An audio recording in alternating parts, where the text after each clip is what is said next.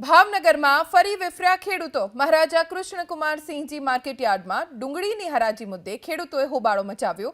ગઈકાલે રાત્રે ડુંગળીના 50,000 કટ્ટાની આવક થઈ હતી। આજે સવારે નારી ચોકડી પાસે હંગામી ધોરણે ઊભા કરાયેલા યાર્ડમાં ડુંગળીની હરાજી શરૂ કરાતા મુખ્ય યાર્ડમાં ડુંગળી ઉતારનાર ખેડૂતોએ વિરોધ નોંધાવ્યો। તેમણે માંગ કરી કે ડુંગળીની હરાજી મુખ્ય માર્કેટ યાર્ડમાં જ થાય। ખેડૂતોના વિરોધને લઈ યાર્ડના સત્તાધીશોએ પોલીસને સ્થળ પર બોલાવી બાદમાં રોષે ભરાયેલા ખેડૂતો યાર્ડના ચેરમેનની ઓફિસમાં પ્રવેશી ઉગ્ર રજૂઆત કરી હતી। ગઈકાલે રાત્રે ડુંગળીના 50,000 કટ્ટાની આવક થઈ હતી।